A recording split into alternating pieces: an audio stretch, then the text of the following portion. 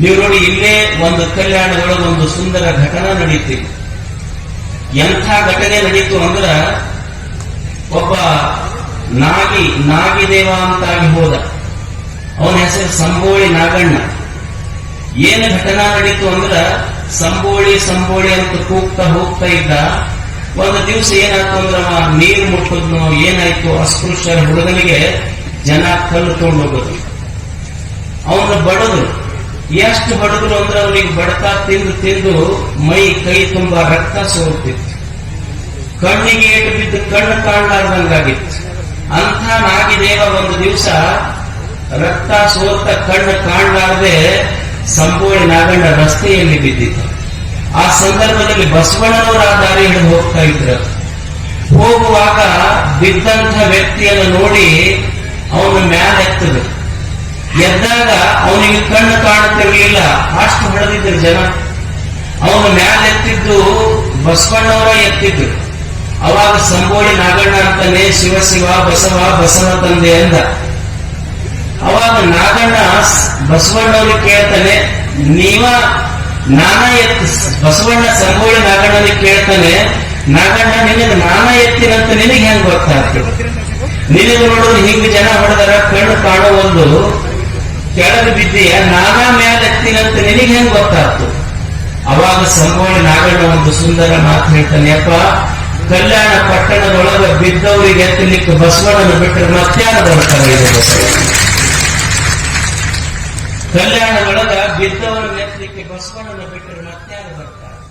ಅಂದ್ರೆ ಯಾರು ಬಿದ್ದವರನ್ನ ಎತ್ತದವರೆಲ್ಲ ಬಸವಣ್ಣ ಆಗ್ತಾರೆ ಅನ್ನೋದು ಇದು ಬಸವ ತತ್ವ. ಅದು ಬಸವಣ್ಣನ ಧರ್ಮ. ಪ್ರೇಮ ತುಂಬಿತ್ತು ಇಲ್ಲಿ ಕಲ್ಯಾಣದೊಳಗೆ. ಏನು ಕಲ್ಯಾಣವನ್ನು ಕಟ್ಟಲಿಕ್ಕೆ ಅವರು ಬಳಸಿದ ಭಾಷೆ ಎಷ್ಟು ಸುಂದರ. ಜನರಾಡುವ ಭಾಷೆ ಕನ್ನಡ ಭಾಷೆಯನ್ನು ಕಲಿತು ಕನ್ನಡ ಭಾಷೆಗೆ ಎಷ್ಟು ಅದ್ಭುತ ವಚನಗಳನ್ನು ಬರೆದು. ನೀವು ನೋಡಿ, ಮನುಷ್ಯ ಒಂದು ಕ್ಷಣ ವಿಚಾರ ಮಾಡಬೇಕಲ್ಲ. ದೇವರು ಒಂದು ಭಾಷಾ ಸಮರ್ಥನನ್ನು ಕೊಟ್ಟಾನ. ಒಂದು ಕಾಡಿಗೆ ಏನು ಅಕ್ಷರಗಳ ಗೊತ್ತಿಲ್ಲ, ಅದು ಗೊತ್ತಿರೋದು ಒಂದ ಕ ಅಂತ ಅಷ್ಟೇ. ಅದು ಕಾಗೆ ಬರೀ ಒಂದ ಅಕ್ಷರ ಗೊತ್ತೈತಿ. ಕ ಅಂದು ಇಡೀ ತನ್ನ ಕುಲವನ್ನೆಲ್ಲ ಕರ್ಕೊಂಡು ಹೋಗ್ತೈತೆ. ಕೋಗಿಲೆಗೆ ಬಹಳ ಅಕ್ಷರ ಗೊತ್ತಿಲ್ಲ, ಬರೇ ಒಂದ ಗೊತ್ತೈತಿ. ಕೂ ಕೂ ಕೂ ಅಂತೈತಿ ಅಷ್ಟೇ. ಸಂಗೀತ ಸಾಮ್ರಾಟರನ್ನ ಸೋಲಿಸೈತಿ. ಒಂದು ಕರುವಿಗೆ ಬಹಳ ಗೊತ್ತಿಲ್ಲ, ಬರೇ ಅಂಬಾ ಅಂತ ಇಷ್ಟ ಕರೀತಿತ್ತು. ಎಲ್ಲೋ ಕಾಡಿನಲ್ಲಿರುವ ತನ್ನ ತಾಯಿಯನ್ನ ಕೊಟ್ಟಿಗೆಗೆ ತರಿಸ್ತೈತಿ. ಒಂದು ಕಾಗೆಗೆ ಗೊತ್ತಿರುವ ಅಕ್ಷರ ಬರೇ ಕ ಅಂತೈತಿ. ಒಂದು ಕೋಗಿಲೆಗೆ ಗೊತ್ತಿರೋದು ಬರೇ ಕೂ ಅಂತೈತಿ. ಒಂದು ಕರುವಿಗೆ ಬರೇ ಅಂಬಾ ಅಂತ ಗೊತ್ತೈತಿ. ಮನುಷ್ಯನ 49 ಅಕ್ಷರ 1000 ಭಾಷೆಗಳಿಟ್ಟು ಏನೂ ಇಲ್ಲ, ಬರೇ ಹೋಗಿ ಬೆಂಕಿ ಹಚ್ಚಿ ಕೆಲಸ ಮಾಡಬೇಕು. ಏನು ಒಂದ ಅಕ್ಷರ ಗೊತ್ತಿದ್ದು ಜಗತ್ತಿನೊಳಗೆ ಪ್ರೇಮ ತುಂಬುದು ಇಷ್ಟೆಲ್ಲ ಭಾಷಾ ಸಾಹಿತ್ಯ ಇದ್ದು ಏನು ಮಾಡುವುದು? ಶರಣರು ಹಿಂದೆ ಸಂಸ್ಕೃತ ಭಾಷೆ ಇತ್ತು, ಅದು ದೇವ ಭಾಷೆ ಅಂತ ಅನಿಸ್ಕೊಂಡಿತ್ತು. ಕನ್ನಡ ಜನರಾಡುವ ಭಾಷೆಯಾಗಿತ್ತು. ದೇವ ಭಾಷೆಯಾದಂತಹ ಕನ್ನಡ ಜನಭಾಷೆಯಾಗಲು ಸಾಧ್ಯವಾಗದಿದ್ದಾಗ ಜನಭಾಷೆಯಾದಂತಹ ಕನ್ನಡವನ್ನೇ ದೇವ ಭಾಷೆಯನ್ನಾಗಿಸಿದ ಕೀರ್ತಿ ಅದು ಶರಣರಿಗೆ ಸಲ್ಲುತ್ತದೆ. ಇದು ಶರಣರು ಕಟ್ಟಿ. ಹೆಂಗ ವಚನ ಬರೆದವರೆಲ್ಲ, ಏನು ಕುಂತು ಓದ್ದವರೆಲ್ಲ, ಯೂನಿವರ್ಸಿಟಿ ಕಟ್ಟಿ ಹತ್ತದವರೆಲ್ಲ. ನಿಮಗೊಂದು ಸಣ್ಣ ಘಟನೆ ಹೇಳ್ತೇನೆ ನಾನು. ಬಾಚಿಕಾಯಕದ ಬಸವಯ್ಯಗಳು ಅಂತಿದ್ರು. ಅವರ ಹೆಂಡತಿ ಕಾಡಲ್ವೇ. ಆಕಿ ಅನುಭವ ಮಂಟಪಕ್ಕೆ ಹೋದ್ರು. ಎಲ್ಲರೂ ವಚನ ಬರೀತಿದ್ರಲ್ಲ, ಆಕಿಗೆ ಅನ್ನಿಸ್ತು ನಾನು ವಚನ ಬರೀಬೇಕು. ಆದ್ರೆ ಆಕಿ ಸಾಲಿ ಕಲ್ತ ಹೆಣ್ಮಗಳಲ್ಲ, ಆದರೂ ವಚನ ಬರೀಬೇಕು ಅನ್ನಿಸ್ತಕಿ. ಏನ್ ಮಾಡುದು, ಅನುಭವ ಮಂಟಪದಿಂದ ಬರಾಕತ್ಲು. ಅವ್ರ ಮನ್ಯಾಗ ಬಾಚಿ ತಗೊಂಡು ಕೆತ್ತಿದ್ರಲ್ಲ, ಹುಡುಗರು ಕೆತ್ತಾಕತ್ತಿದ್ದು. ಏನು ಊರಿಗೆ ಕುಂತಿ ಕೆತ್ತಿದ್ದು. ಅದು ನೋಡೋದಕ್ಕೆ ಅಲ್ಲಿ ಒಬ್ಬ ಹೆಣ್ಮಗಳು ಹೊಂಟಿದ್ಲು.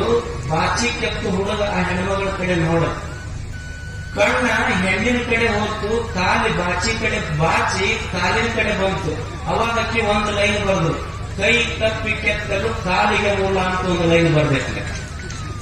ಕೈ ತಪ್ಪಿ ಕೆತ್ತಲು ಕಾಲಿಗೆ ಮೂಲ ಅಂತ ಒಂದು ಲೈನ್ ಬರೋದು. ಆಮೇಲೆ ಮಧ್ಯಾಹ್ನ ಆದ್ಮೇಲೆ ಆ ಕಡೆ ನೋಡುದು, ಹಿಂದೆ ಹಿತ್ತಲುಗಳು ಒಂದು ಮನಿ ಇತ್ತು.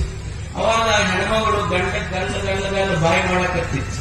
ಅವ ಗಂಡ ಎಷ್ಟೊತ್ತನ ತೊಳ್ಕೊಂಡು ತೆಗಿ ಕೆಟ್ಟು ಏನಾಯ್ತು, ಜೋರ್ ಬಂದು ಕಪಾಳ ಹೊಡೆದ, ಬಾಯಿಗೆ ಹಲ್ಲ ಉದುರುದು. ಅದನ್ನ ನೋಡಿ ಮತ್ತೊಂದು ಲೈನ್ ಬರಲಿಕ್ಕೆ ಬಾಯಿ ತಪ್ಪಿ ನುಡಿಯಲು ದವಡೆಗೆ ಮೂಲ ಅಂತ ಮಂದೋತ್ವಚನ ಬರ್ತದೆ. ಮತ್ತೊಂದು ಲೈನ್ ಬರೆದು ಮತ್ತು ಕೊನೆಗೆ ಸಾಯಂಕಾಲ ಆದ ಕೂಡಲೇ ಇವ ರೋಡ್ ಸೈಡ್ ರೋಮಿಯೋ ಹೊಂಟಿದ್ದ. ಗೊತ್ತಾಗ್ತಲ್ಲ, ಅವರ ಪೂರಾ ರೋಡ್ ತುಂಬಾ ಓಡಾಡ್ತಿರ್ತಾರ. ಪೂರಾ ಕುಡಿದು ಜೋಲಿ ಹೊಡ್ಕೊಂತ ಇನ್ನೇನ್ ಗಟಾರದಾಗ ಬೀಳ್ತಿದ್ದ. ಅವ ಬೀಳ್ತಾನಂತ ಚಲೋ ಇದ್ದವ, ಅವನ್ನ ಹಿಡ್ಕೊಳಕ್ ಹೋದಾಗ ಅವ ಇವನ್ ತೋಂಡ ಗಟಾರದಾಗ ಬಿದ್ದ. ಅವಾಗ ಅಕ್ಕಿ ಮತ್ತೊಂದು ಲೈನ್ ಬರೆದು ಕೃತಹೀನನ ನೆರೆಯಲು ನರಕಕ್ಕೆ ಮೂಲ ಕರ್ಮಹರ ಕಾಳೇಶ್ವರ, ಹಿಂಗ ವಚನ ಬರೆದವರೆಲ್ಲ. ಇದು ಶರಣರು ಕಟ್ಟಿದ ಪರಿ. ಅದಕ್ಕಾಗಿ ಅವರು ವಚನಗಳನ್ನು ಬರೆದು ಬಳಸಿದ ಭಾಷೆ ಕನ್ನಡ, ಬೆಳೆಸಿದ ಭಾವ ಎಷ್ಟು ಅದ್ಭುತ. ನೀವು ನೋಡಿ, ಅವರು ನಿಸರ್ಗ ಇಷ್ಟು ಅದ್ಭುತವಾಗಿ ನಿಸರ್ಗದಿಂದ ಕಲಿತ ಶರಣರು. ಒಂದು ಸಣ್ಣ ವಚನವನ್ನು ಹೇಳಿ ನನ್ನ ಮಾತನ್ನು ಮುಗಿಸ್ತೇನೆ. ಅಕ್ಕ ಮಹಾದೇವಿ ಈ ಮಾತನ್ನು ಹೇಳ್ತಾರೆ. ಅಕ್ಕ ಭವಿ ಅಂತ ಯಾರಿಗನ್ಬೇಕು, ಭಕ್ತ ಅಂತ ಯಾರಿಗನ್ಬೇಕು. ಅಕ್ಕ ಒಂದು ಸುಂದರವಾದ ಮಾತು ಬರೀತಾಳೆ.